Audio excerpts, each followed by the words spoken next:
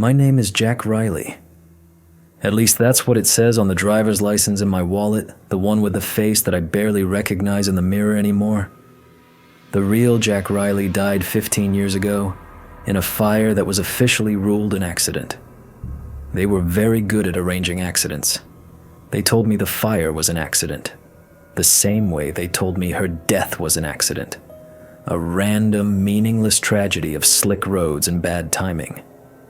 They give you a story, a clean, plausible narrative to hold on to, and they expect you to live inside it. For a long time I did, but the silence has worn thin over the years.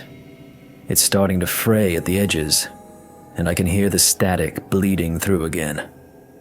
I can't live inside their story anymore. Someone else needs to know the truth before it's buried for good, before the last echo of that place fades completely. I'm in a motel room. I don't know where. Somewhere in the Midwest. It doesn't matter. The only thing that matters is the small, blinking red light on this cheap digital recorder. It's the only star in this darkness. It's time to tell you about the place they called Ironwood. It's time to tell you what we found at facility Panopticon. The story doesn't begin here, in this stale, anonymous room. It begins in the year 2005, on a cold, gray morning in Anchorage, Alaska. The contract was simple, almost insultingly so for a team with our credentials. Decommissioning. That's the clean corporate term for it. It sounds like you're taking a gentle old machine offline, pulling its plug after a long and faithful service. The reality is messier. It means digital demolition. It means walking into a place that the government no longer wants to exist, and making sure every last byte of data, every server, every hard drive, every kilobyte of information is not just deleted, but physically and irrevocably destroyed. My company, a small, highly specialized firm out of Virginia, was the best in the business. We were the digital janitors who came in after the party was over to clean up the kind of messes that couldn't be swept under a rug. We dealt in secrets, but our job wasn't to know them. It was to annihilate them. The client was, as it often was, an anonymous three-letter agency fronted by a shell corporation with a name like a provincial law firm.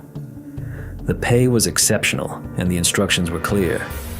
Fly to Anchorage, meet a liaison, take a charter flight to a remote site designated Ironwood, and perform a complete digital systems wipe and physical destruction of all data-bearing hardware. Period. No questions asked. We were paid for our discretion as much as for our expertise. There were 4 of us. I was the team lead. Jack Riley, 48 years old at the time, more experienced in navigating the labyrinth of government contracts than the circuitry we were there to destroy.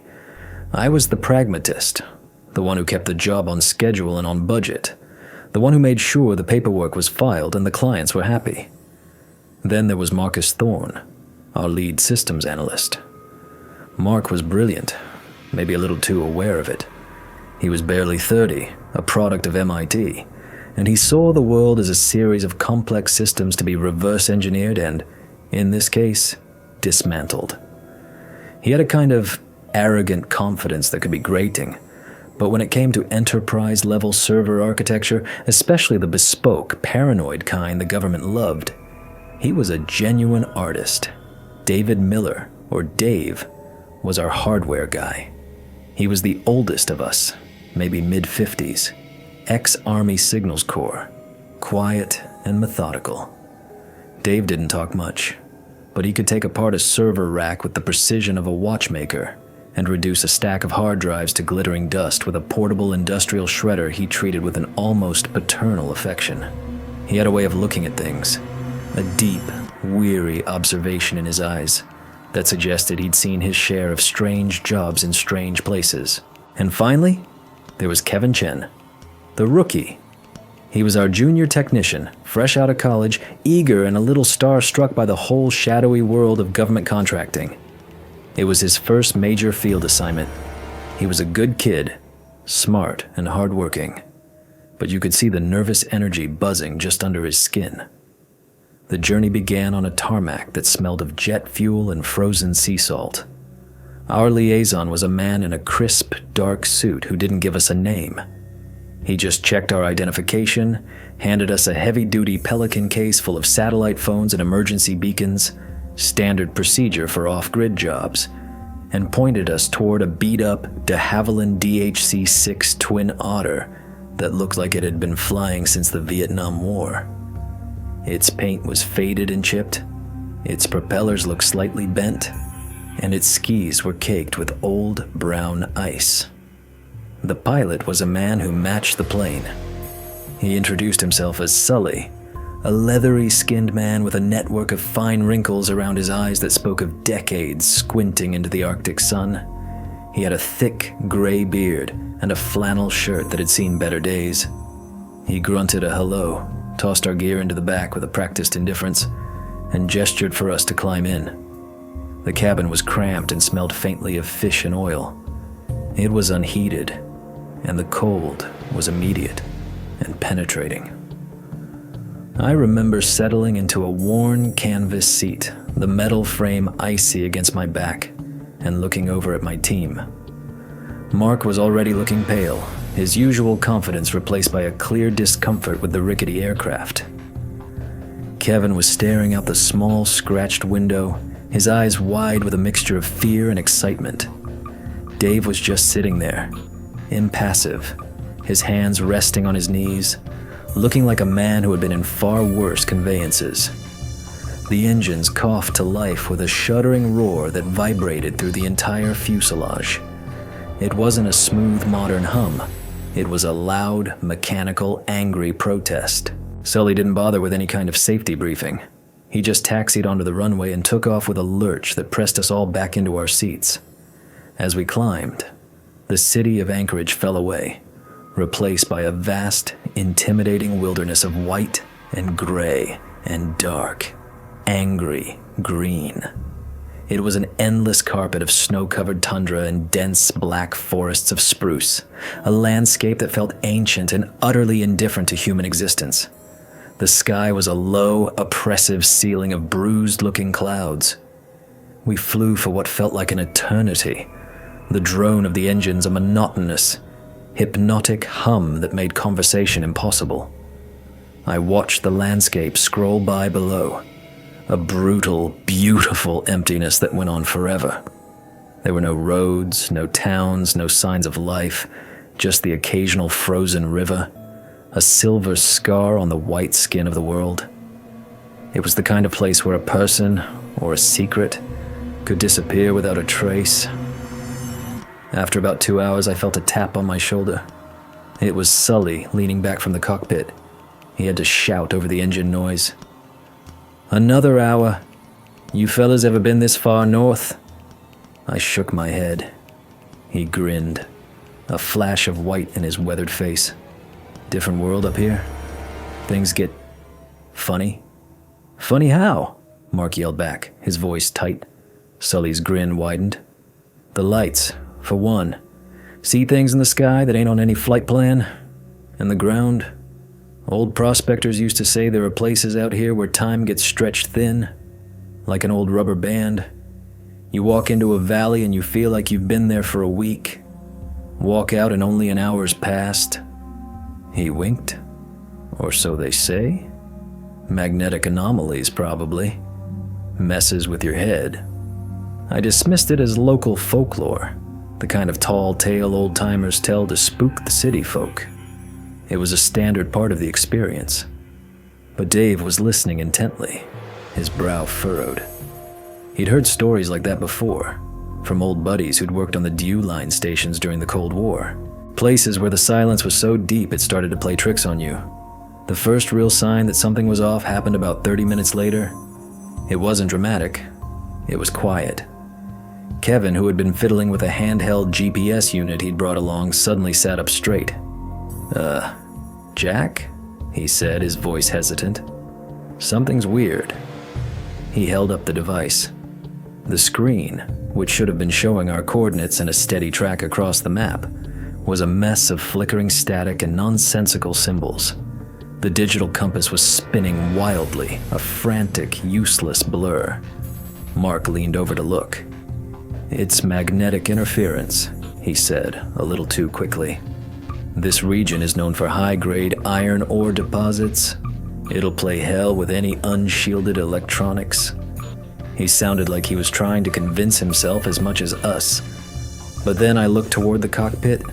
I could see the panel from my seat. The plane's own navigation system, a much more robust and shielded piece of military-grade equipment, was also malfunctioning. The needles on the analog compasses were twitching erratically, and the digital readouts were flashing error codes. Sully was hunched over the controls, his knuckles white. He wasn't grinning anymore. He tapped one of the gauges, then another. He flicked a switch, and a crackle of static filled the cabin from the radio. Through the noise, for just a second, I heard something else. It sounded like a voice, a calm, emotionless voice, reading a string of numbers in German, a numbers station, the kind of cryptic Cold War broadcast that hadn't been widely used in over a decade. The static swallowed it as quickly as it had appeared. Sully cut the radio and banked the plane hard to the left. He pointed out his window. "There she is," he yelled. "Visual contact. Good thing, too. Flying blind out here is a good way to become a permanent part of the scenery." I leaned over to look, and my first impression of Ironwood was one of sharp, geometric wrongness. It didn't belong there. In the middle of that wild, untamed expanse of snow and rock, there was a perfect, unnatural clearing. In the center of the clearing stood a collection of low, windowless, brutalist concrete buildings. They were connected by covered walkways, forming a sterile, functional complex that looked more like a microprocessor than a prison. The whole thing was encircled by a double row of high chain-link fences topped with coils of razor wire that glinted dully in the flat, gray light. There was a single watchtower, but it was dark. There was no smoke from any chimneys, no vehicles in the motor pool, no sign of any human presence at all. It looked like a scale model of a secret base, dropped in the middle of nowhere and forgotten. Sully circled once, then brought the otter down for a surprisingly smooth landing on a cleared patch of frozen earth that served as a runway. The moment the engines died, a silence fell that was so profound, it felt like a physical pressure against my eardrums. It was a dead silence. No birds, no wind, not even the hum of insects.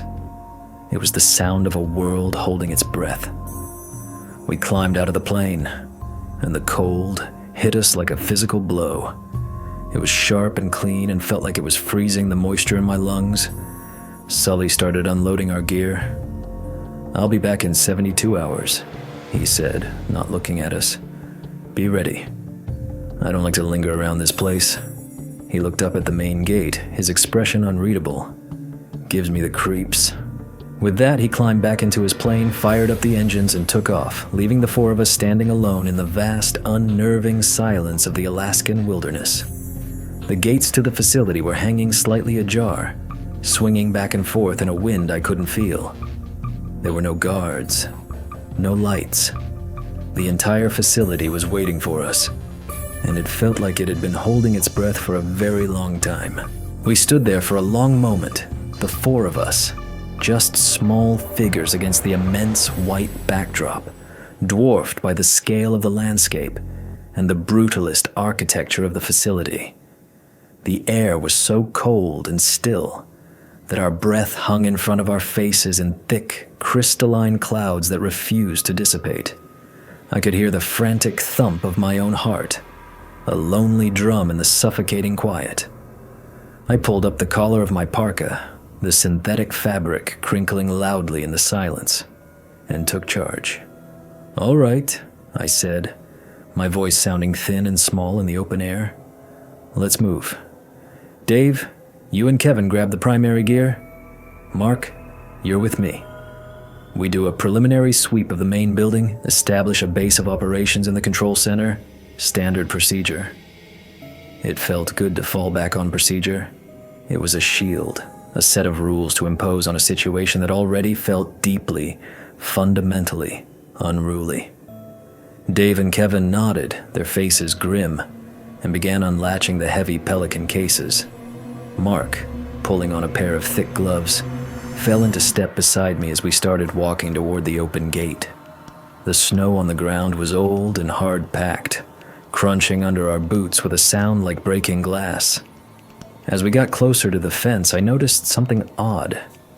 There were no tracks. None. Not from vehicles. Not from people.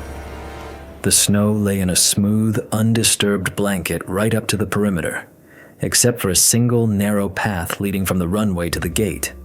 A path that was now marred only by our own fresh footprints. It was as if no one had entered or left this place in months, maybe longer.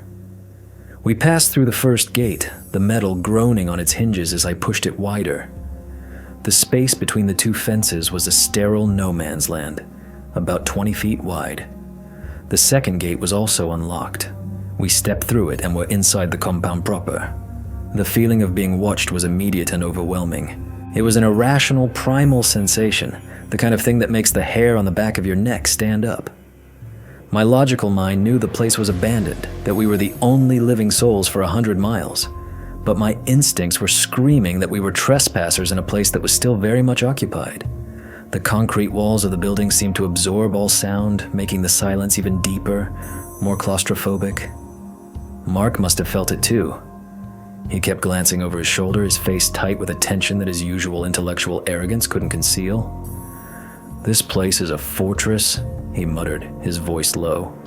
"What the hell were they doing here?" "Our job isn't to ask," I reminded him, my voice harsher than I intended. "It's to work." The main entrance was a heavy insulated steel door. It, too, was unlocked. I pushed it open and we were hit by a blast of stale, recycled air that had a strange metallic tang to it, like ozone or burnt electronics. It was the smell of a machine that has been running on its own for a very long time. We stepped inside, into a small, sterile reception area. There was a single desk made of brushed steel, and behind it, a thick pane of bulletproof glass. Everything was clean. Too clean. There was no dust, no debris, no sign of hasty departure. It was as if the occupants had simply vanished into thin air.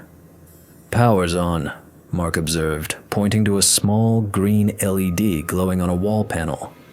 "Looks like the facility is running on an automated auxiliary generator, probably a small geothermal unit judging by the specs in the briefing." Our briefing had been sparse, but it had mentioned a self-sustaining power source designed for long-term, unmanned operation. It was meant to keep the essential systems, climate control and security, running in a low-power state indefinitely. We moved from the reception area into the main corridor. It was long and white, the floor made of polished concrete that reflected the cold, even light of the fluorescent tubes humming faintly overhead. The walls were lined with heavy steel doors, each with a small rectangular slot at eye level and a digital lock panel next to it. It was a prison, no doubt about it, but it was unlike any I'd ever seen. It was too clean, too modern, too clinical. It didn't feel like a place for punishment. It felt like a laboratory for containing something. As we walked, our footsteps echoed unnaturally in the long hall. I ran a gloved hand along one of the walls. It was cold, unnervingly so, colder than the air. It felt like the chill was radiating out from the very structure of the building. And that smell, that faint, metallic odor, was stronger here. It was a clean smell, but it was wrong. It was the smell of immense power being used for something unnatural. We found the central control room at the end of the main corridor. The door was thicker than the others, with a heavy, wheel-like lock mechanism like on a bank vault. This, too, was unlocked. I turned the wheel, and the door swung open with a soft, hydraulic hiss. The control room was a large, circular chamber, and it was the source of the humming we'd been hearing. The walls were a solid bank of equipment racks, filled with servers and data storage units, all humming away quietly, their little lights blinking in a steady, hypnotic rhythm. In the center of the room was a large, semicircular console with a dozen security monitors, all of them dark. This was our target. This was the brain of Facility Ironwood. This was what we had come to destroy. I walked over to the main console and ran my hand over the cool, dark surface. There was a single coffee mug sitting next to one of the keyboards. I picked it up. It was a standard-issue, thick ceramic mug, the kind you find in any government office, and it was warm. Not hot, not even lukewarm. Just faintly, perceptibly warm, as if someone had been holding it just a few minutes ago. I froze, my heart hammering against my ribs. I held the mug out to Mark. "Feel this." He took it, his eyes widening as his fingers registered the faint warmth.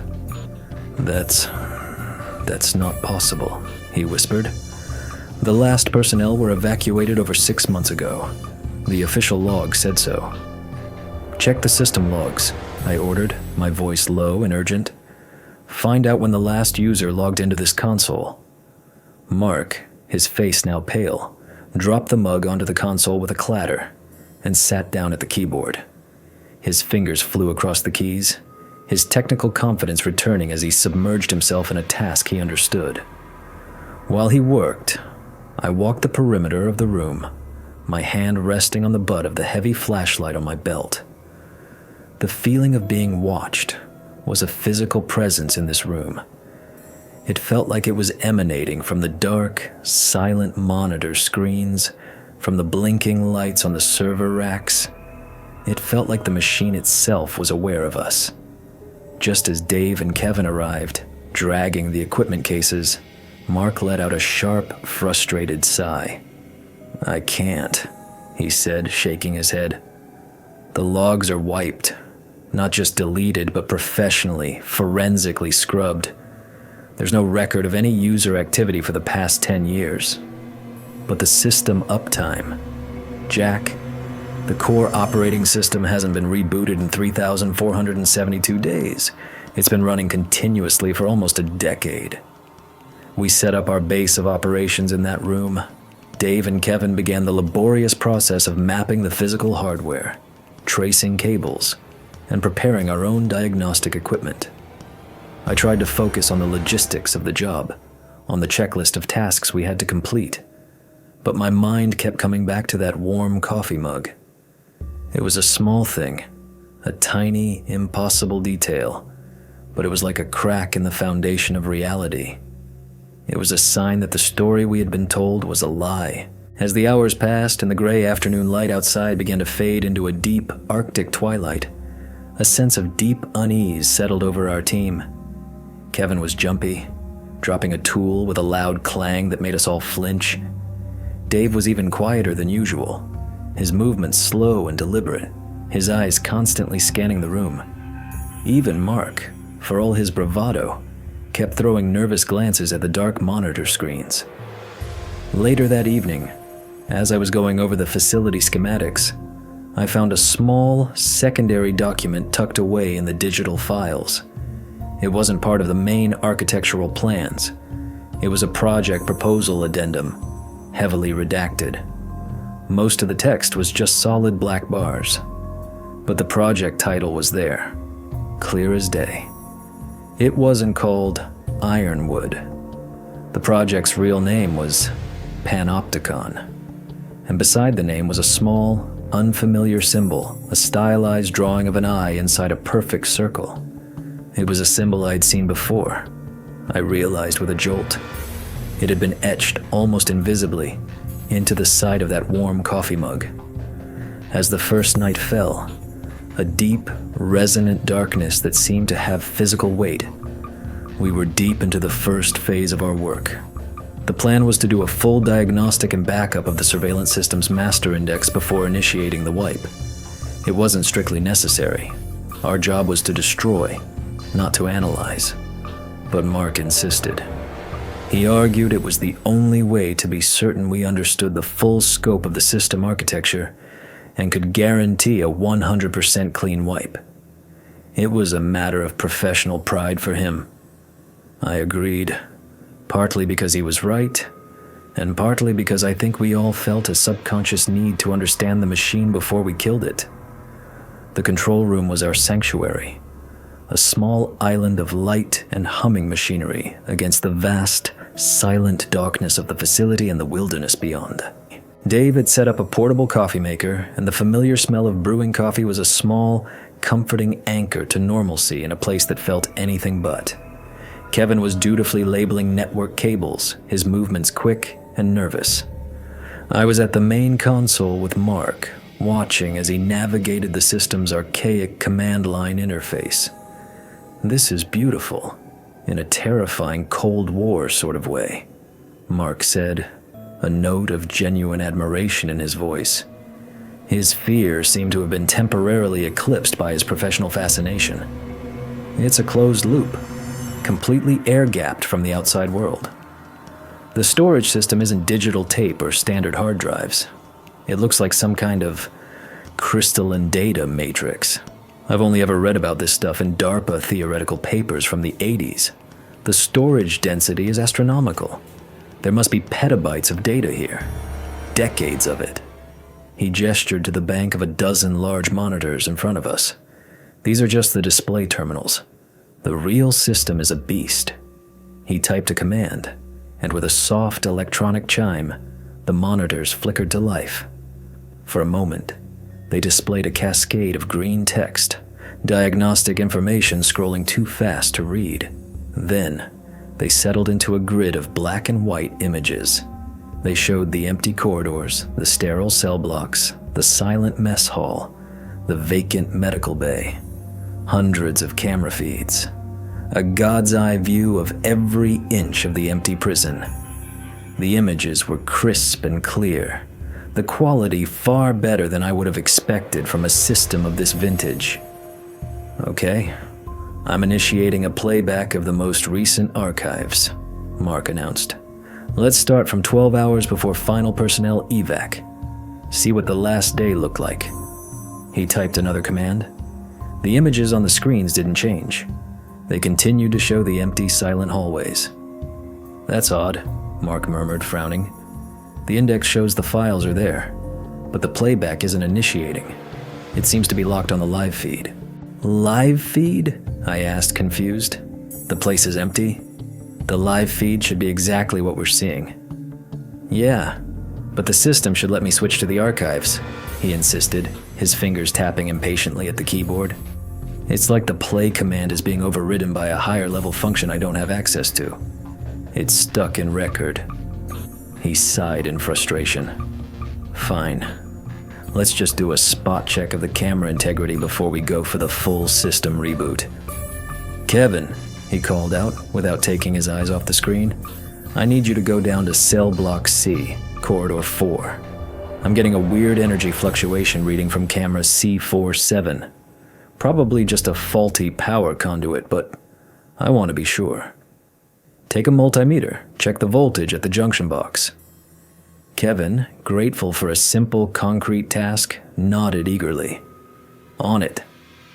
He grabbed a tool belt and a flashlight and headed out of the control room, his footsteps echoing down the long main corridor until they faded. We watched him on the monitors. We could track his progress as he moved from the view of one camera to the next, a small, solitary figure in the vast, empty facility. He turned a corner and appeared in the corridor labeled Cell Block C4 on the monitor. "Okay, I see him," Mark said, pointing to one of the smaller screens. "That's the feed from C47. Looks clear enough?" We watched the small black and white image of Kevin walking down the hall. He was about halfway down when, on the screen, his foot seemed to catch on something. He flailed his arms for a moment, then went down hard, landing flat on his back. A small, dark object, his multimeter, skittered across the floor.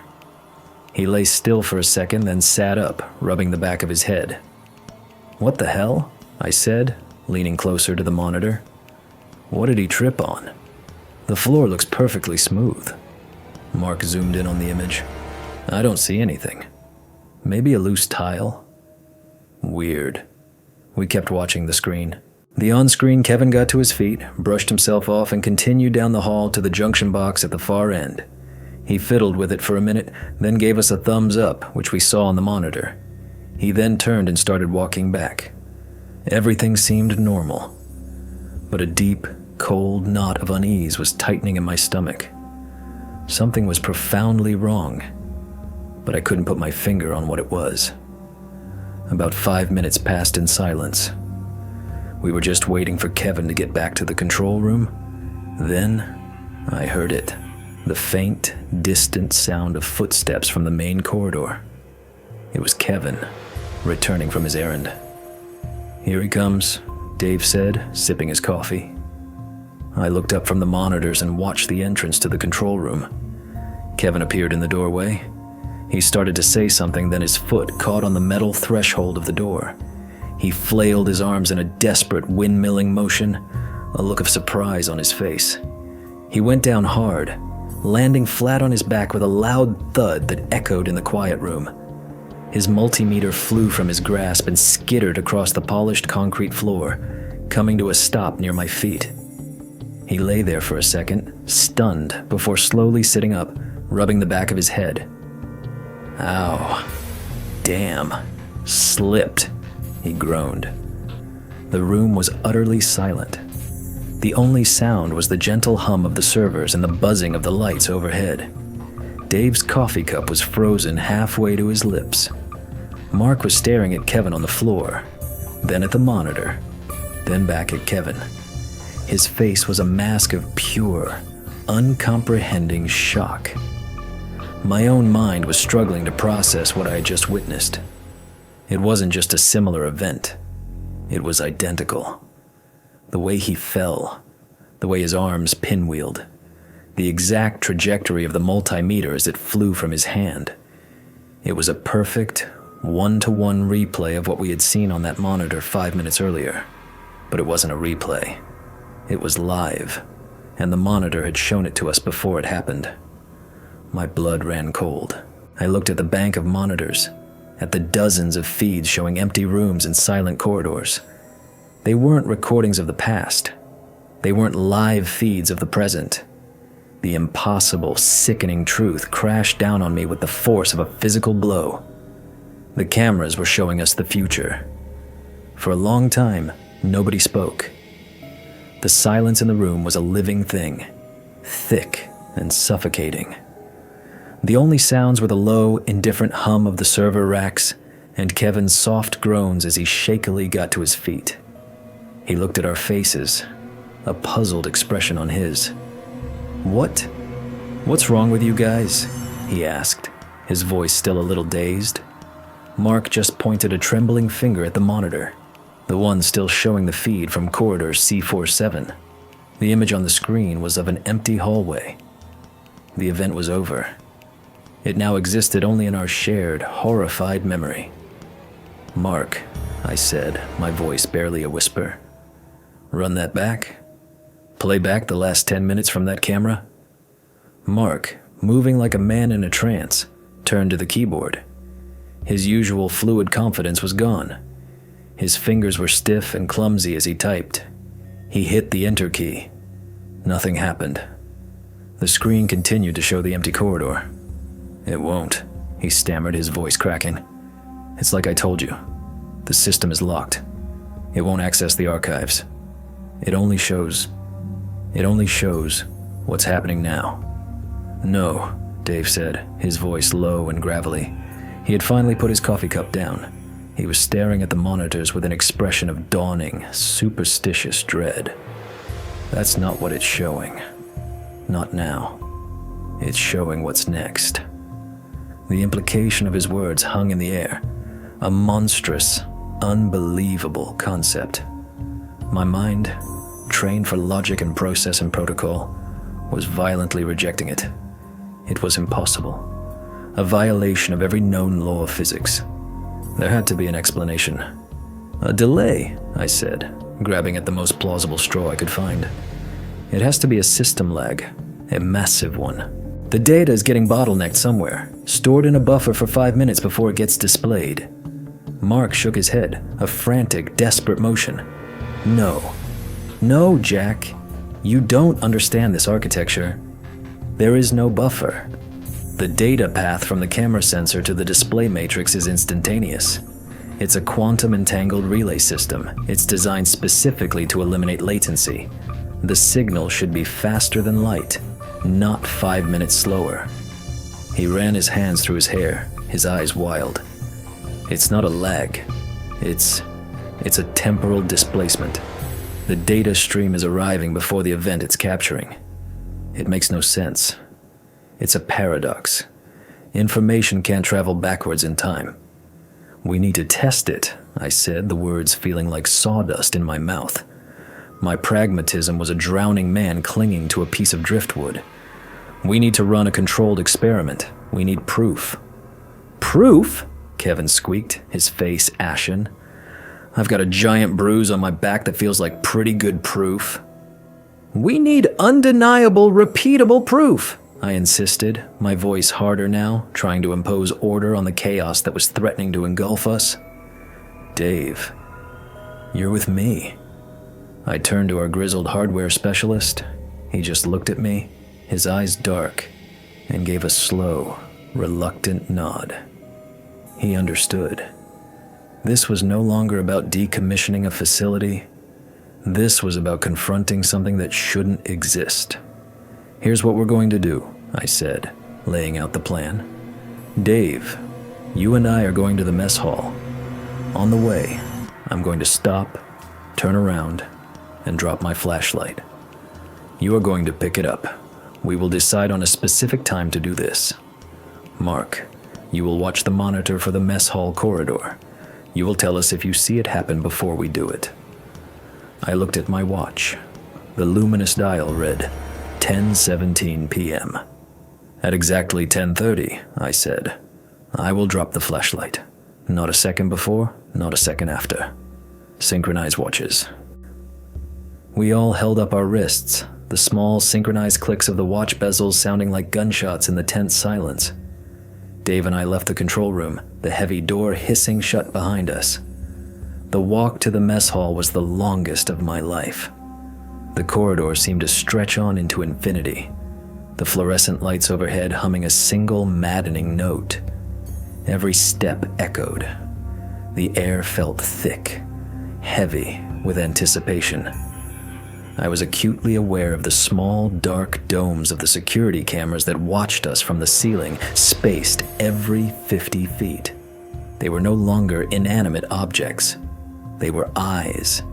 They were the eyes of a seer, a prophet, a god that lived in the wires of this place. We reached the corridor leading to the mess hall. We stood there, in the middle of the empty hall, in silence. I looked at my watch. 10:25. 5 minutes to go. The silence was absolute. I could hear Dave's steady, rhythmic breathing next to me. I focused on my own, trying to keep it from becoming ragged. Back in the control room, Mark and Kevin were staring, mesmerized, at the monitor labeled Mess Hall Corridor. The black and white image showed the two of us, Dave and me, standing perfectly still. The seconds ticked by. On their screen, the timestamp in the corner read 10:30 and 0 seconds. And then, they saw it. They saw my on-screen self, as if moved by an invisible puppeteer, suddenly turn. They saw the flashlight slip from my hand, tumble end over end, and clatter to the concrete floor. They saw Dave bend down, pick it up, and hand it back to me. The whole event took maybe 5 seconds. And then the image on their screen was of us, once again, standing perfectly still. A full 5 minutes before it happened in reality. Mark told me later that he felt a wave of vertigo so intense he almost threw up. It was the feeling of the world tilting on its axis. Kevin just started quietly weeping, his face in his hands. In the corridor, I watched the second hand on my watch sweep towards the 12. My heart was a frantic bird beating against the cage of my ribs. My palm, holding the heavy maglite, was slick with sweat. "This is stupid," a part of my brain screamed. "This is a prank, a hallucination, a trick." But the other part, the cold, professional part, knew that we had to see it through. The second hand hit the 12. 10:30. I took a breath. I turned. I let the flashlight slip from my fingers. It fell, tumbling end over end, and hit the floor with a loud, echoing clatter. The sound was obscene in the silence. Dave, his face a grim, emotionless mask, bent down, picked it up, and handed it back to me. His hand was steady. Mine was not. We had just performed a miracle. We had just proven the impossible. We were no longer in a decommission job. We were trapped in a cage where the bars were made of time itself. We walked back to the control room without saying a word. When we entered, the looks on Mark's and Kevin's faces told us everything. There was no more room for doubt, no more comforting rationalizations. The entire surveillance system, every single camera in this godforsaken place, was not recording the past. It was broadcasting our immediate, unalterable future. The hours that followed were a blur of denial, frantic theorizing, and rising panic. The control room, once our sanctuary, now felt like the center of a spider's web. We were the flies, and the monitors on the wall were the spider's eyes, watching not where we were, but where we were going to be. Mark was at the console, his initial shock replaced by a feverish, desperate energy. He was a scientist confronted with a phenomenon that shattered his entire understanding of the universe, and his only defense was to try and dissect it. He brought up schematics, ran diagnostics, and muttered a constant stream of technical jargon and half-formed theories. "It's got to be the core," he kept saying, more to himself than to us. "The crystal matrix. It's not just a storage medium. It must be interacting with local space-time. A quantum observer effect on a macro scale. Maybe the geothermal source is tapping into a unique geological formation, a gravitational anomaly that bends causality." His words were a desperate attempt to put a scientific label on a nightmare, to cage the monster with terminology. It wasn't working. The fear was still there, a cold undercurrent beneath his manic energy. Kevin had completely shut down. He was sitting in a corner, his arms wrapped around his knees, rocking back and forth almost imperceptibly. He refused to look at the monitors. He had his eyes squeezed shut, as if by not looking, he could make it not be real. Dave, in his own quiet way, was handling it with a grim stoicism that was almost as unsettling as Kevin's breakdown. He was methodically checking our gear, cleaning tools, organizing supplies. He was a soldier preparing his kit for a battle he knew he couldn't win, finding solace in the familiar ritual of preparation. And me? I was trying to hold it all together. I was the lead. I was responsible for these men. I paced the room, a caged animal, my mind racing. My training was in risk management, in contingency planning. But how do you plan for a contingency when the outcome is already known? How do you manage a risk that has already occurred in the future? The very concept was a logical loop that my brain couldn't escape. "We have to fight it," I said, the words sounding hollow even to me. "We have to prove it's not absolute. We have to break the loop." Mark looked up from the console, his eyes red-rimmed and exhausted. "How, Jack? How do you fight physics? It's not a sentient thing, it's a process. It's like trying to fight gravity by deciding not to fall." "We make a choice," I insisted, my voice rising. "We see something on a monitor, and we do the opposite. Consciously, deliberately, we refuse to walk down the path it shows us." Dave stopped polishing a wrench and looked at me, his expression full of a deep, weary pity. "Son," he said, his voice soft, "you can't choose to do the opposite of something if the choice to do the opposite is the thing you were always going to do." My head spun. The deterministic trap was perfect. It wasn't just showing us the future. It was showing us the future that already accounted for us seeing the future. Our reactions, our attempts to defy it, were already part of the script. And then, it happened. The event that shattered our last, desperate hopes of having any control. Mark, in his frantic search for answers, had isolated the feeds from the control room itself. 4 cameras were watching us, 1 in each corner of the circular room. He had them displayed on the main central monitor. We were watching ourselves, in black and white, a strange, recursive echo of our own confinement. We had been trying to avoid looking at it, but it was impossible. It was a morbid, magnetic fascination. Suddenly, the image on the main monitor flickered. The timestamp jumped forward 5 minutes, and we saw it. We saw a scene of sudden, vicious violence. The black and white image showed Mark leaping up from his chair, his face contorted in a mask of rage. It showed him shouting at Dave, who was standing by the equipment racks. The silent, grainy figures gesticulated wildly. Then we saw Mark shove Dave hard. Dave stumbled back, knocking over a stack of diagnostic equipment, which crashed to the floor. Dave retaliated, shoving Mark back. The on-screen version of me and Kevin rushed forward to separate them. The scene was chaotic, ugly, and deeply personal.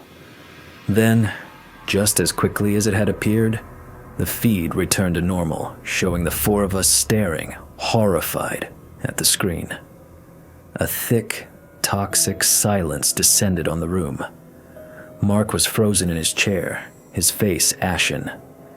Dave was standing by the racks, his hands clenched into fists, his knuckles white. He was staring at Mark with a look of pure, murderous contempt. "I would never," Dave said, his voice a low, dangerous growl. "I would never put my hands on a team member." "And I wouldn't either," Mark shot back, his voice trembling with a mixture of fear and outrage. "That's not me. That's not us. It's a trick. The machine it's generating it. It's a deep fake, a projection." "We have to stop it," I said, my voice firm, trying to take control. "We know it's coming, so we will prevent it. Dave, you will not go near the equipment racks. You will sit over there, in that corner. Mark, you will not leave your chair. Nobody talks. We will sit here, in silence, for the next 10 minutes. We will not let it happen." It was a desperate, foolish plan, but it was the only one I had. For a few minutes it seemed to work. The silence was absolute, broken only by the hum of the servers. I watched the clock on the wall, the second hand crawling with agonizing slowness. 1 minute, 2 minutes, 3. Then Kevin started to make a sound, a small, hiccuping, gasping sound. He was having a full-blown panic attack. His eyes were wide with terror, and he was hyperventilating. "It's in my head," he whimpered, clawing at his temples. "I can hear it. The humming. It's talking." Mark, his scientific curiosity momentarily overriding my order, stood up. "Kevin, calm down. It's auditory pareidolia. Your brain is creating patterns in the white noise." "Get away from me!" Kevin shrieked, scrambling backwards away from Mark. Dave, seeing the kid in genuine distress, also stood up. "Hey kid, easy now. Just breathe." He started walking towards Kevin, his hands held out in a placating gesture. And just like that, the trap was sprung. Mark and Dave were both on their feet, moving. They were no longer in their designated safe zones. "It's the machine!" Mark suddenly yelled, his composure finally cracking completely. He wasn't talking to Kevin anymore. He was screaming at Dave, his finger pointed accusingly. This is your fault. Your superstitious, Luddite nonsense is what's scaring him. You and your stories about funny time. Dave stopped dead in his tracks. He turned slowly to face Mark, his face hardening into a granite mask of fury. My fault? He snarled. You're the one who couldn't leave it alone? The one who had to understand it. We had a job to do, wipe and destroy, but you had to poke the goddamn bear, you arrogant little prick. It's a machine, you old fool. It's not a bear. It's a machine that's showing us how we die. The argument escalated with shocking speed. It was like watching a chemical reaction, a volatile mixture that had finally reached its flashpoint. The words they were shouting were different from what we had anticipated, but the emotion, the raw, ugly anger, was the same. I saw it coming a second before it happened. Mark, his face purple with rage, took a step forward and shoved Dave in the chest. Shut up, he screamed. Dave, a man twice his size and with decades of military discipline, stumbled back. His shoulder hit the equipment rack, and a stack of expensive multimeters and oscilloscopes crashed to the floor with a shower of sparks and broken plastic. The sound was like a gunshot. For a heartbeat, everyone froze. Then Dave, his eyes blazing, lunged forward and shoved Mark with all his strength. You son of a bitch! I rushed forward, grabbing Mark's arm. Kevin, jarred out of his panic attack by the sudden violence, tried to get between them. We were a chaotic tangle of limbs and shouted curses. It was happening. It was happening exactly as the monitor had shown us. Not because we were puppets, but because we were human. The machine hadn't forced us. It had simply shown us our own nature. It had shown us a spark, and then it had watched, patiently, as we fanned it into a flame. We were trapped in a deterministic loop, forced to watch our own fates unfold on the monitors before they happened, and then live them out, step by agonizing step. We weren't just prisoners in a facility. We were prisoners of our own future. After the fight, a new kind of horror settled in. It was quieter, colder, and far more profound. The anger had burned itself out, leaving behind the bitter ash of despair. We were no longer fighting the machine. We were no longer fighting each other. We had accepted in a deep, soul-crushing way that we had no agency. We were simply actors in a play that had already been written. Our lines fed to us 5 minutes in advance by the silent, judging eyes of the cameras. The control room became a tomb. We sat in a heavy, oppressive silence, each of us lost in our own private hell. Dave was methodically, almost obsessively, trying to repair the equipment Mark had broken, his movements slow and deliberate, his face a stony mask. Mark was slumped in his chair, staring blankly at the dark screens, the fire of his intellect extinguished. He was a man who had built his entire identity on logic and reason, and he had just witnessed them be utterly, contemptuously dismantled. Kevin was back in his corner, wrapped in a thermal blanket, shivering uncontrollably, though the room was not cold. He was broken, and I was adrift. My role as a leader, a manager, was meaningless. How do you lead men who have no choices to make? I found myself staring at the monitors, unable to look away. It was a form of self-torture. I watched the black and white feeds of empty hallways and silent rooms, waiting for the next scene in our inevitable tragedy to be revealed. I thought about my wife, Sarah. I thought about the accident, a patch of black ice on a winding country road, a moment of lost control, a life extinguished in an instant. For years, I had tormented myself with the what-ifs. What if we had left 5 minutes earlier? What if I had taken the main highway instead? What if I had just been driving a little slower?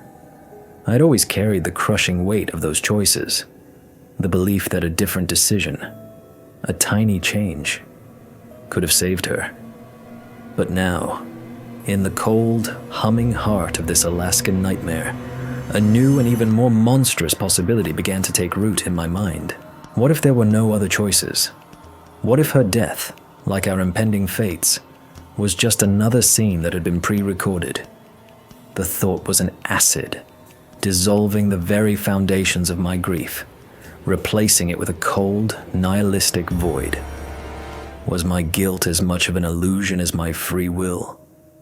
The system, as if sensing the new direction of my thoughts, decided to pour salt in the wound. It was no longer content to just show us our interactions with each other.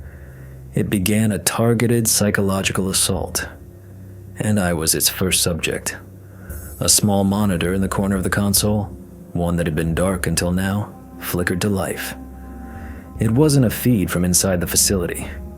The image was grainy, distorted, like old news footage.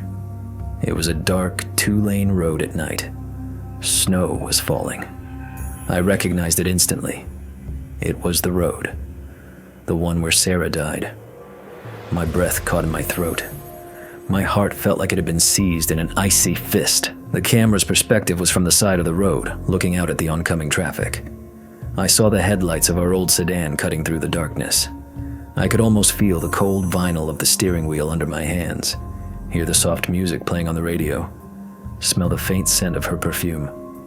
I was watching a ghost of a memory, a ghost of a moment that had destroyed my life. On the screen, I saw the car hit the patch of ice. I saw it swerve, the tail end fishtailing wildly. I saw it slide, in sickening slow motion, across the center line and into the path of an oncoming truck. There was a silent, terrible flash of light as the two vehicles collided. Then, the screen went black. I let out a sound, a choked, guttural sob that was torn from the deepest part of my soul. It wasn't a memory. The camera angle was wrong. I had been inside the car. This was filmed from outside. It was an impossible perspective. Mark looked up, his eyes focusing on me for the first time in hours. "Jack, what is it?" I couldn't speak. I could only point a trembling finger at the dark screen. It's using the archives," Mark whispered, a new kind of horror dawning on his face. "It's not just showing us the future. It's accessing stored data and projecting it. But that's not from here. That footage, it couldn't exist." But it did. The machine wasn't just a prophet. It was a god, a cruel, omniscient god that had access to every moment, everywhere. It wasn't just showing us the future of this facility. It was showing me my own unchangeable past. The assault didn't stop there. It became more personal, more sadistic. It started to create things. On another monitor, a feed of one of the empty cells flickered on. Inside the cell, standing with her back to the camera, was a woman with long, dark hair. She was wearing Sarah's favorite blue coat. She stood perfectly still for a long moment, then slowly turned around. It wasn't Sarah. The face was a grotesque, distorted caricature, a funhouse mirror version of my wife, its eyes black, empty pits, its mouth twisted into a silent, mocking grin. It was a puppet made from my grief, designed for maximum cruelty.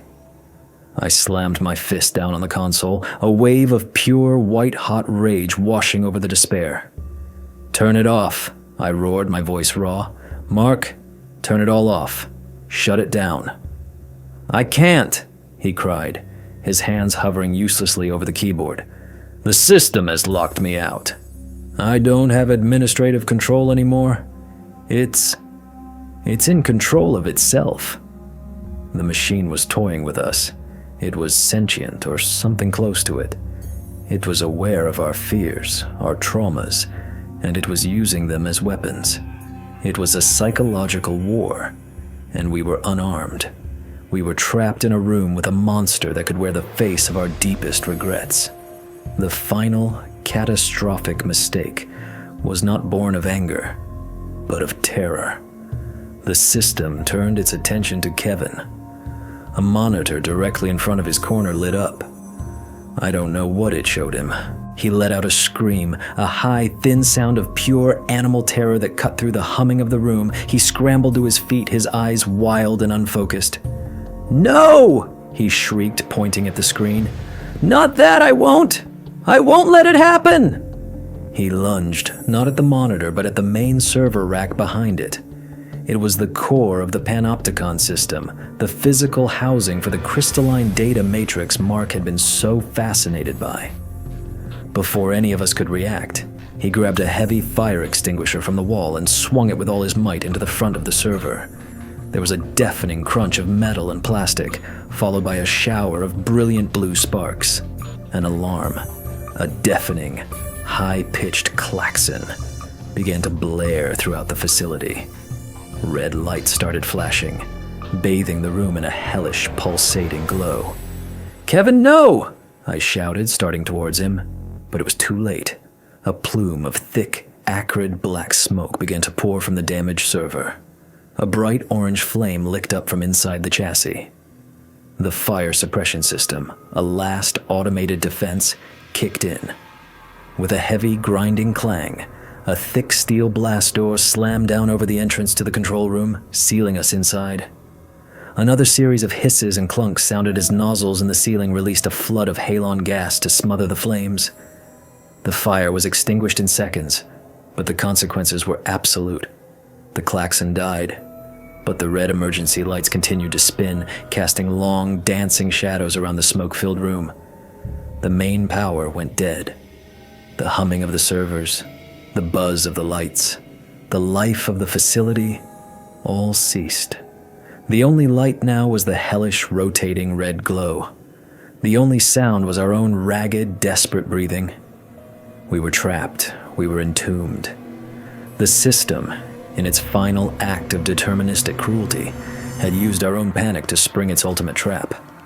The silence that followed was a different kind. It wasn't the dead, watchful silence of the abandoned facility. It was the thick, choked silence of a tomb. The air was heavy with the chemical smell of the fire-suppressant gas and the lingering, burnt plastic stench of the ruined server.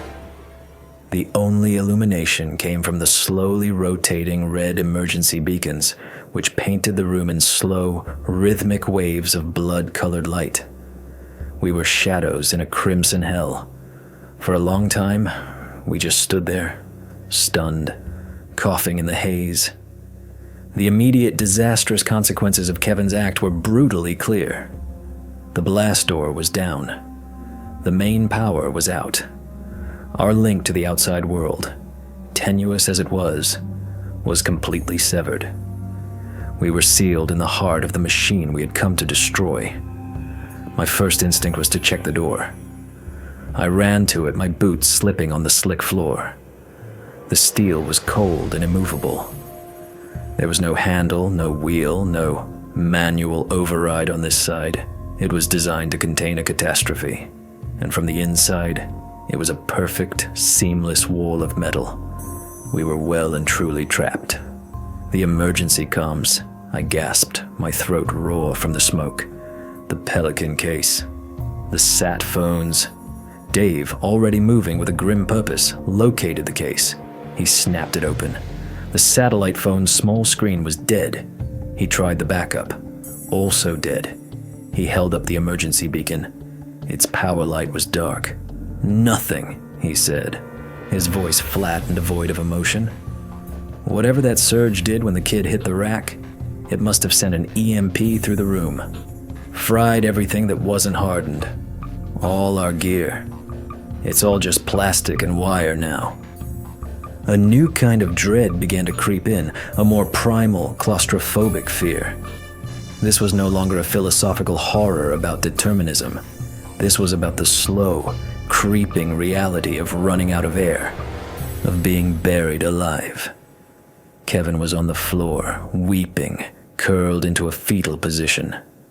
"I'm sorry," he sobbed, the words muffled. "I saw it on the screen. It showed me. Suffocating. Right here. I thought if I broke it... He trailed off into incoherent sobs. The irony was so cruel it was almost poetic. In his attempt to escape a predicted fate, he had single-handedly engineered it. Mark, who had been sitting in stunned silence, finally stirred. He walked over to the bank of monitors. Most were dark, lifeless, but one, powered by a separate shielded emergency circuit, was still faintly glowing. It was the central monitor, the one that had shown us the fight. It was no longer displaying a camera feed. It was just a screen of faint, flickering, gray static. "It's not dead," Mark whispered, his voice filled with a strange, terrified awe. "The core matrix, it's still drawing power from somewhere. It's still active." As he said it, the static on the screen coalesced. It formed a shape, a pattern. It was the symbol we had seen before. The stylized eye inside a perfect circle. The symbol of Project Panopticon. It pulsed on the screen, a slow, hypnotic rhythm, like a heartbeat. And then, the humming started again. It was different this time. It wasn't the clean, mechanical hum of servers. It was a low, guttural, organic thrumming sound. And it wasn't coming from the speakers. It was coming from the walls, from the floor, from the very air around us. It was a deep, resonant frequency that vibrated in my teeth, in the bones of my skull. The machine was no longer playing psychological games. It was shedding its technological skin. The ghost in the machine was coming out. The first physical manifestation was subtle. A heavy wrench that Dave had left on top of a console suddenly slid off, as if pushed by an unseen hand, and clattered to the floor. We all jumped. We tried to rationalize it. A vibration from the humming, the building settling. But we knew. Then across the room, one of the heavy, empty server racks, made of solid steel, began to groan. The sound of metal protesting, bending under an immense invisible pressure. We watched in stunned silence as one of its thick support legs slowly, impossibly began to buckle.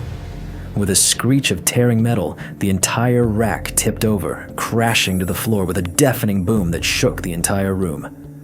This was no longer a game of images on a screen. The force, the entity, whatever it was no longer just an observer. It had crossed over. It was a tangible presence in the room with us, and it was demonstrating its power. It was like a predator, freed from its cage, stretching its muscles. The psychological war was over. The physical assault had begun. We were no longer just its prisoners. We were its prey.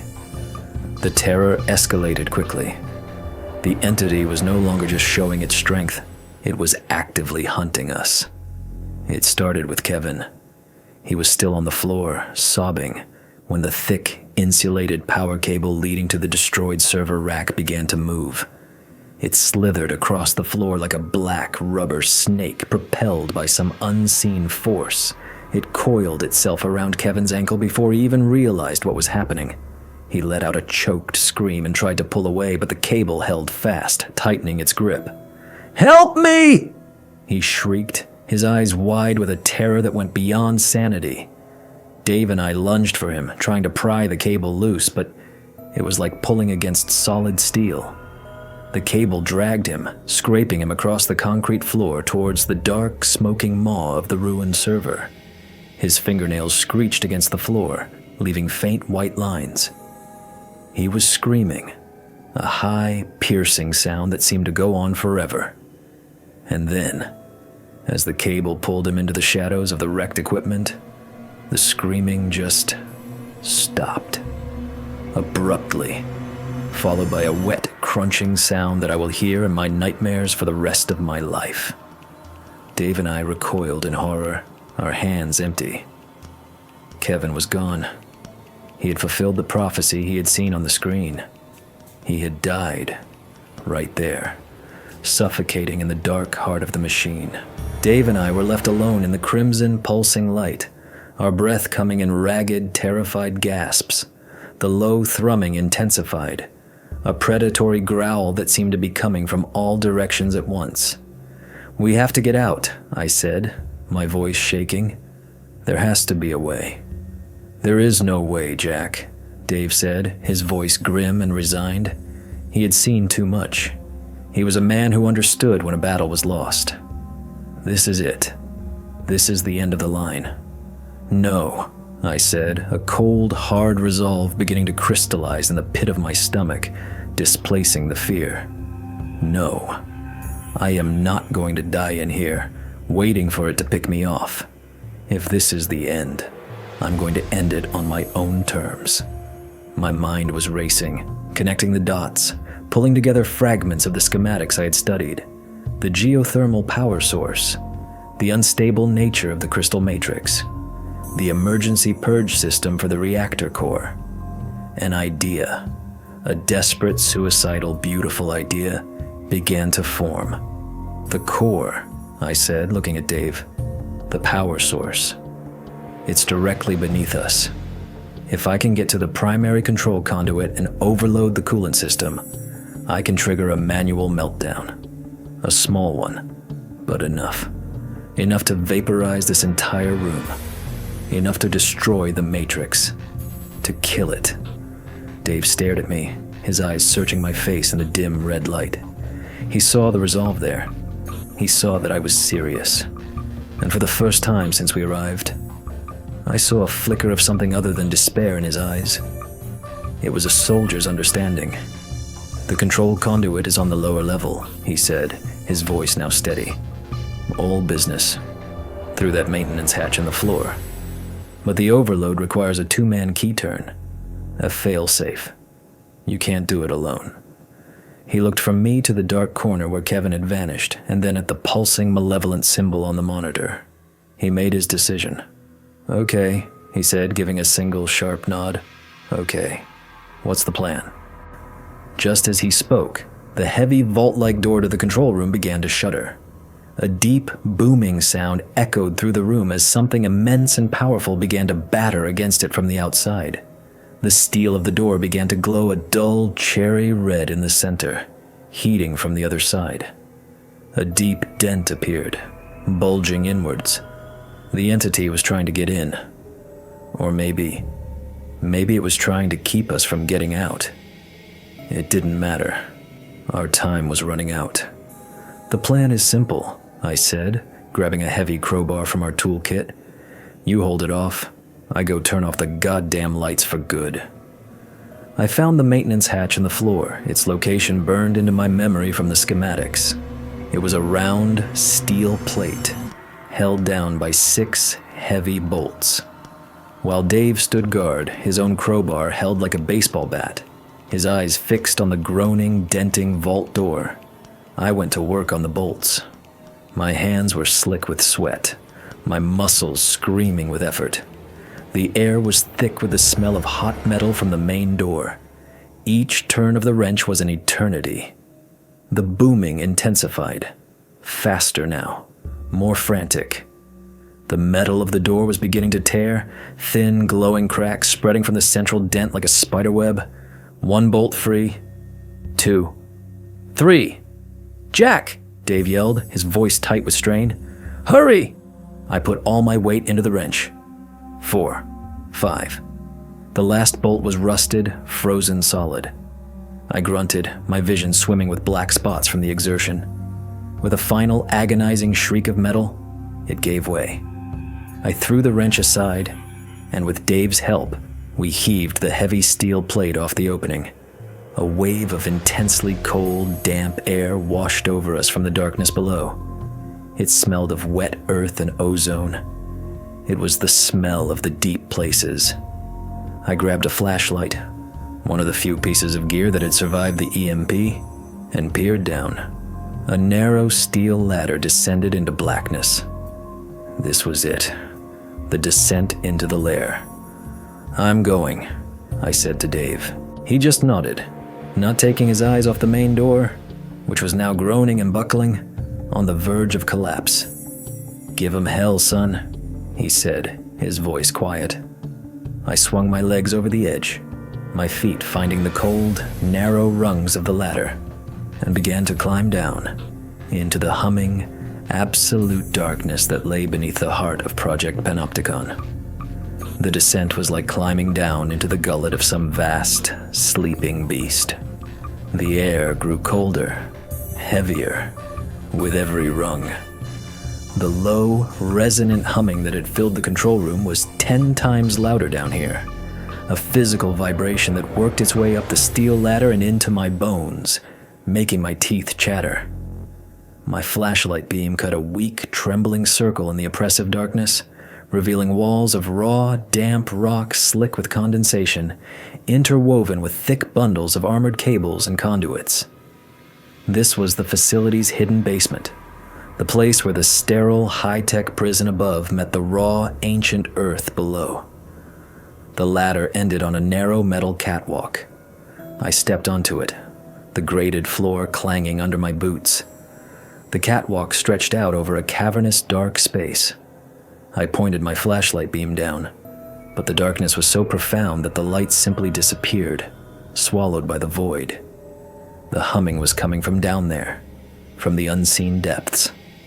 It felt ancient, hungry. I started moving along the catwalk, following the thickest of the power conduits, the one labeled primary core feed, in faded stenciling. I had the schematics memorized. I was looking for the coolant regulation terminal, a small control box where the fail-safe keys could be inserted. The catwalk was narrow, and there was no railing. A single misstep would send me plunging into the abyss. Suddenly, I heard a sound from above, a deafening crash of tearing metal, followed by Dave's voice, a single, defiant roar. Then, silence. A profound, absolute silence that was more terrifying than the noise. I knew what it meant. The door was breached. Dave was gone. I was alone. A wave of despair washed over me, so powerful it almost buckled my knees. I wanted to sit down, to give up, to let the darkness take me. But then I thought of Dave's last words. Give 'em hell. I thought of Kevin's terrified screams. I thought of Sarah. A cold, hard anger pushed the despair away. I wasn't just doing this to survive anymore. This was for them. This was vengeance. I pressed on, moving faster now, my flashlight beam dancing erratically ahead of me. The humming grew louder, and the very structure of the catwalk began to vibrate in sympathy. The air shimmered in my flashlight beam, distorting like a heat haze, even though it was freezing cold. The laws of physics felt thin down here, stretched to their breaking point. I saw something ahead, a small red light blinking in the darkness. The coolant terminal. I broke into a run, my boots slamming against the metal grate. I reached the terminal, a small steel box mounted on the cavern wall. There were 2 keyholes side by side, and a heavy, shielded lever marked Emergency Purge. The 2 keys, as per standard high-security protocol, were supposed to be held by 2 separate senior officers. But I knew from a footnote in the schematics that there was a single, master override key, kept in a small, locked panel on the terminal itself for catastrophic emergencies. A last resort. This qualified. I found the panel and pried it open with my crowbar. Inside, nestled in thick foam, was a single heavy brass key. As my fingers touched it, the humming stopped. The sudden silence was deafening, disorienting. And then a new sound began, a soft, whispering sound that seemed to come from inside my own head. You cannot stop it, the voice whispered. It was a chorus of voices, layered and distorted, male and female, young and old. It was the voice of the machine, of the entity, speaking directly into my consciousness.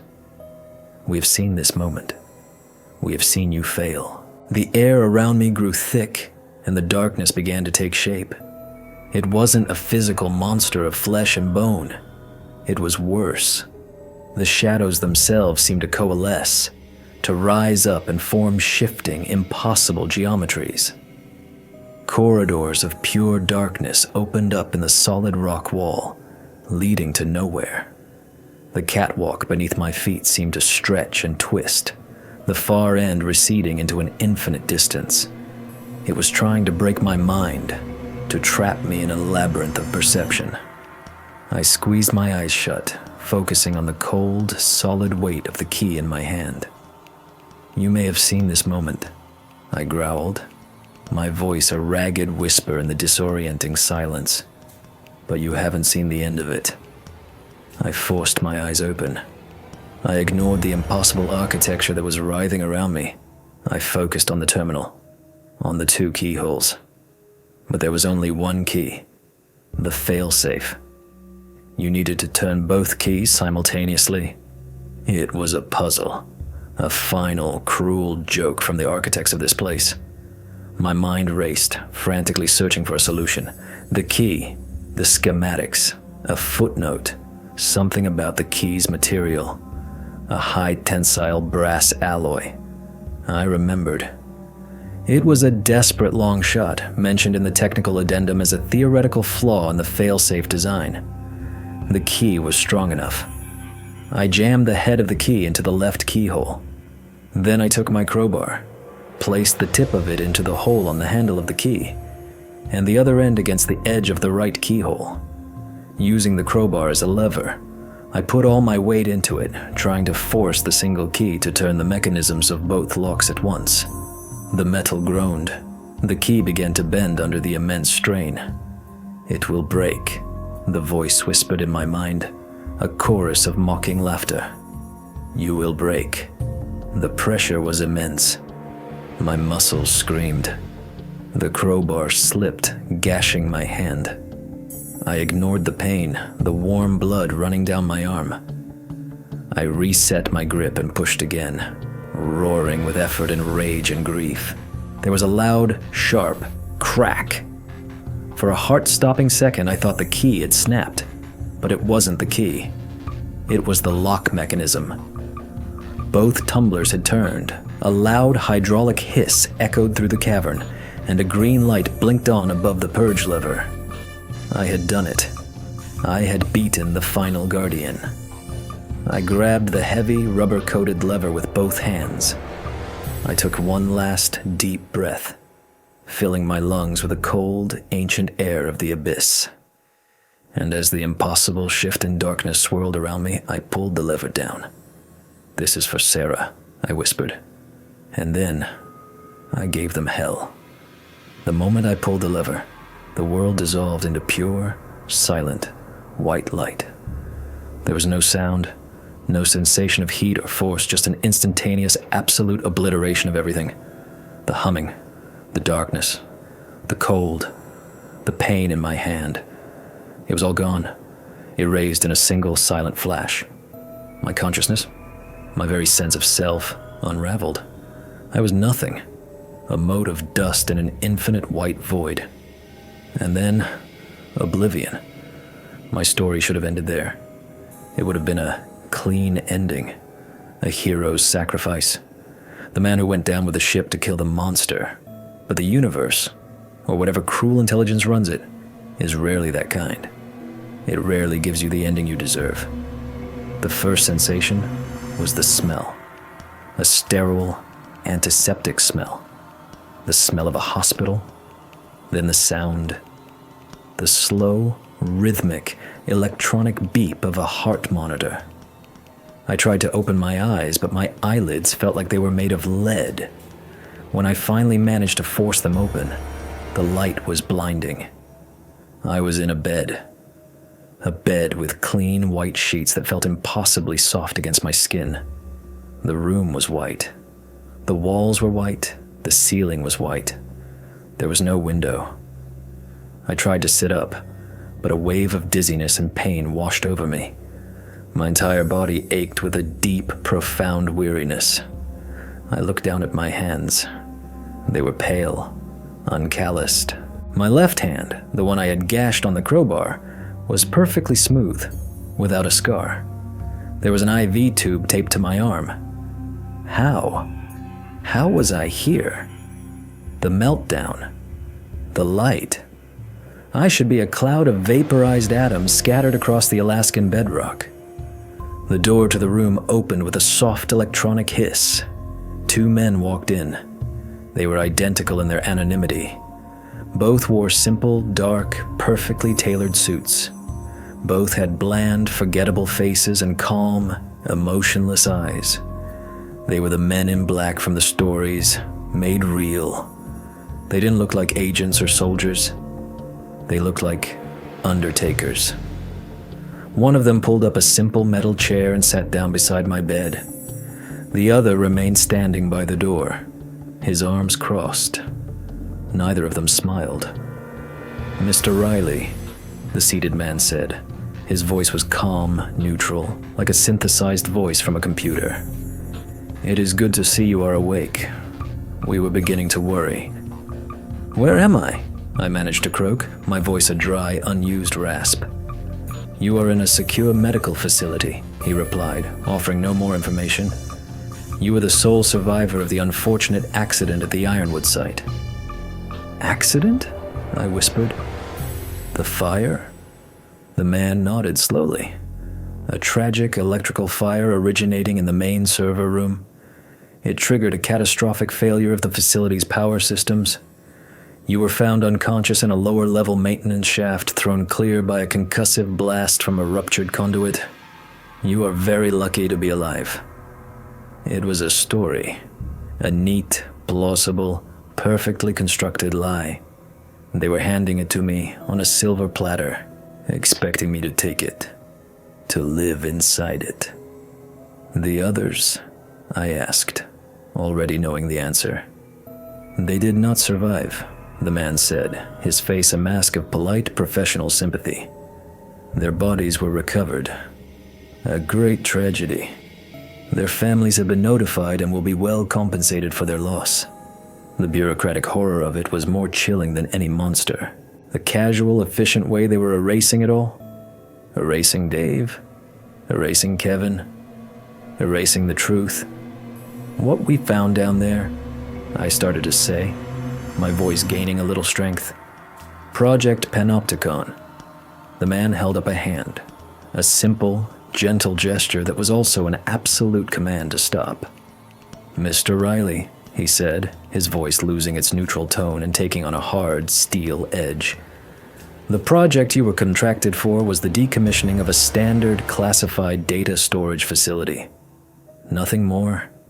Any stress-induced hallucinations or memories you may have from your ordeal are just that, a product of trauma. It is vital for your own well-being that you understand this." His meaning was crystal clear. It was a threat, veiled in the language of concern. "What happens now?" I asked. "Now you recover," he said, standing up. "You will be given a new name, a new life, a generous pension for your services and your silence. You will move to a quiet town in the Midwest. You will forget you were ever in Alaska. You will forget the names of the men who died there. You will forget the name Panopticon. You will live a long, quiet, unremarkable life. This is not a request, Mr. Riley. This is your new reality." He walked to the door, pausing for a moment before he left. "We will be watching," he said, and the words hung in the sterile white room long after he was gone. He didn't mean it as a threat. He meant it as a statement of fact. They had their own Panopticon. And so, here I am, 15 years later. A ghost living a borrowed life in a town I don't know, under a name that isn't mine. I did what they told me. I lived the quiet life. I kept my mouth shut. I tried to forget, but I can't. Every night when I close my eyes, I see the red, pulsing light of the control room. I hear Kevin's screams. I see the grim resolve in Dave's eyes. And I feel the silent, humming presence of that place. They told me I destroyed it. But sometimes, late at night, when the house is quiet and the only sound is the hum of the refrigerator, I can still hear the static. A faint, gray whisper at the very edge of hearing. And I know I didn't kill it. You can't kill an idea. You can't destroy a law of physics. I only shattered the mirror. The pieces are still out there. And I know, with a certainty that chills me to my very soul, it's still listening. So, that's the story of Facility Panopticon. A story about how the ambition to achieve total information awareness, to see not just the past but the future, led to the creation of a prison where the inmates weren't people, but moments in time. It's a story that proves some doors are better left unopened, especially when they are buried deep beneath the Alaskan ice. Officially, the Ironwood site was a casualty of a tragic fire in 2005. But you and I both know the truth now. They didn't stop the project. They just learned a very hard lesson about what it costs to look into the abyss. Thank you for watching until the very end. If this story made you think, or look over your shoulder at a flickering screen, support the channel with a like and subscribe. And be sure to share your own deep thoughts and theories in the comments below. Until next time, be careful what you wish to know, because some secrets once learned can never be forgotten. And sometimes, the static on the line isn't just interference. It's a sign that someone or something is listening.